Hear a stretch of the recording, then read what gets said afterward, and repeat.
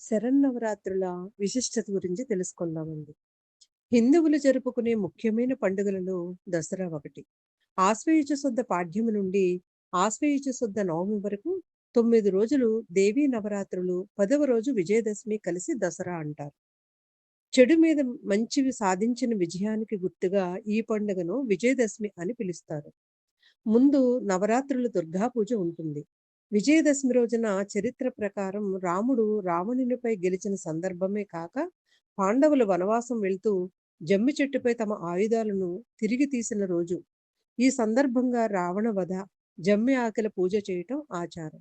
జగన్మాత అయిన దుర్గాదేవి మహిషాసురుడనే రాక్షసునితో 9 రాత్రులు యుద్ధము చేసి అతనిని వధించి విజయాన్ని పొందిన సందర్భంగా 10వ రోజు ప్రజలంతా సంతోషంతో పండుగ జరుపుకుంటూ ఉంటారు. ఇది ముఖ్యంగా శక్తి ఆరాధనకు ప్రాధాన్యత ఇచ్చే పండుగ. ఈ పండుగను నవరాత్రి, శరన్నవరాత్రి అని కూడా అంటారు. శరదృతువు ఆరంభంలో వచ్చే పండుగ కనుక ఈ పేరు వచ్చింది. కొందరు ఈ పండుగకు మొదటి 3 రోజులు పార్వతీదేవికి, తరువాత 3 రోజులు లక్ష్మీదేవికి, తరువాత 3 రోజులు సరస్వతీదేవికి పూజలు నిర్వహిస్తారు. ముఖ్యంగా కా శాక్తేయులు దీనిని ఆచరిస్తారు. బొమ్మల కొలువు పెట్టడం ఒక ఆనవాయితీ. ఆలయాలలో అమ్మవారికి ఒక్కో రోజు ఒక్కో అలంకారం చేస్తారు. 10వ రోజు పార్వేట ఉంటుంది. మైసూరు మహారాజు పాలన కాలం నుండి వైభవంగా దసరా ఉత్సవాలను జరపటం ఆనవాయితీ. మహారాజు వారి కులదైవం అయిన చాముండేశ్వరి దేవిని ఆరాధించి ఏనుగులపై ఊరేగింపుగా రావటం అలవాటు. ఆ సమయంలో వీధులలో కోలాహలంగా చేసే అనేక కళా ప్రదర్శనలు చూడడానికి దేశం నలుమూలల నుండి ప్రజలు వస్తూ ఉంటారు. ఆ సమయంలో రాజభవనం ప్రత్యేకంగా అలంకరించబడుతుంది.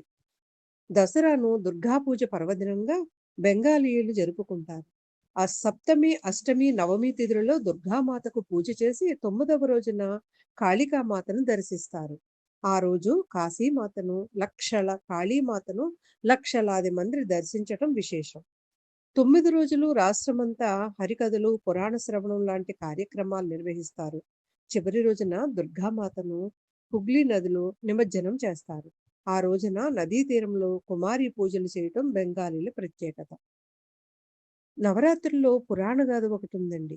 బ్రహ్మదేవుని వరాల వలన వరగర్వితుడైన మహిషాసురుడు దేవతలతో ఘోరమైన యుద్ధము చేసి వారిని ఓడించి ఇంద్ర పదవి చేపట్టాడు.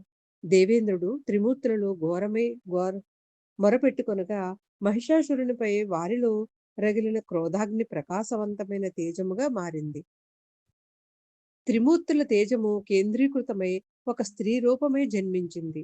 శివుని తేజము ముఖముగా, విష్ణు తేజము బాహువులుగా, బ్రహ్మ తేజము పాదములుగా కలిగి మంగళమూర్తిగా అవతరించి ఆమె 18 బాహువులను కలిగి ఉంది. ఆమెకు శివుడు శూలమును, విష్ణువు చక్రమును, ఇంద్రుడు వజ్రాయుధమును, వరుణదేవుడు పాశమును, బ్రహ్మదేవుడు అక్షమలను, కమండలము, హిమంతుడు సింహమును వాహనంగాను ఇచ్చారు. ఇలా సర్వదేవతల ఆయుధములు సమకూర్చుకుని మహిషాసురుని సైన్యంతో తలపడి భీకరమైన యుద్ధాన్ని చేసింది.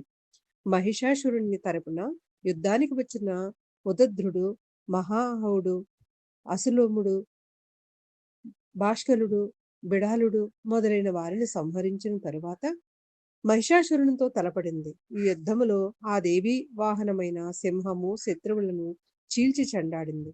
దేవితో తలపడిన అసురుడు మహిషాసుర రూపము, సింహ రూపము, మానవ రూపంతో భీకరముగా పోరి చివరకు తిరిగి మహిషి రూపంలో దేవీ చేతిలో హతుసుడైనాడు హతుడైనాడు.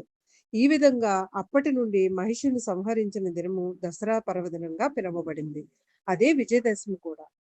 కృతయుగమున సుకేతనుడు అనే రాజు తన జ్ఞాతులచే రాజ్యభ్రష్టుడై భార్యతో కూడా అడవులు తిరుగుచూ కష్టాలు అనుభవించుచుండగా అంగీరసుడు అనే ఋషి అతనిని నవరాత్రి పూజా విధులను ఉపదేశించాడు.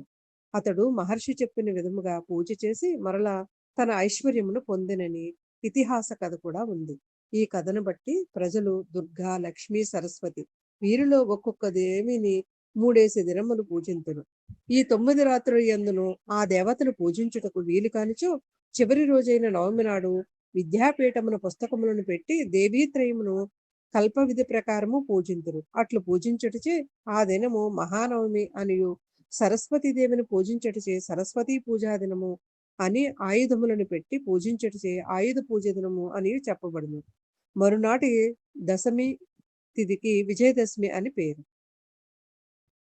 నవరాత్రి ఉత్సవాల్లో ఆలయాలలో పార్వతీదేవికి రోజుకు ఒక అలంకరణ చేస్తారు. ఇలా ఒక్కో ప్రాంతంలో ఒక్కోలా నామాలు ఉంటాయి. కొన్ని ప్రాంతాలలో మొదటి రోజు శైలపుత్రి, రెండవ రోజు బ్రహ్మచారిణి, మూడవ రోజు చంద్రఘంటాదేవి, నాలుగవ రోజున కూష్మాండాదేవి, ఐదవ రోజున స్కందమాత, ఆరవ రోజున కాత్యాయని, ఏడవ రోజున కాళరాత్రి, ఎనిమిదవ రోజున మహాగౌరి, తొమ్మిదవ రోజున సిద్ధిదాత్రిగా పూజిస్తారు. కొన్ని ప్రదేశాలలో ఆంధ్రదేశంలో పార్వతీదేవిని బాలా త్రిపుర సుందరిగా, గాయత్రిగా, అన్నపూర్ణగా, కాత్యాయనిగా, మహాలక్ష్మిగా, లలితగా, మహాచండిగా, సరస్వతిగా, కనకదుర్గగా, మహిషాసురమర్దినిగా, రాజరాజేశ్వరి వంటి రూపాలలో అలంకరించి పూజలు నిర్వహిస్తారు, ఆరాధిస్తారు. కనుకనే ఈ పుస్తకంలో అవతార విశేషాన్ని బట్టి కాక అలంకార విశేషాన్ని బట్టి పూజా విధికి వీలుగా అష్టోత్తరాలు చదువుకోవాలంటండి. Okay friends.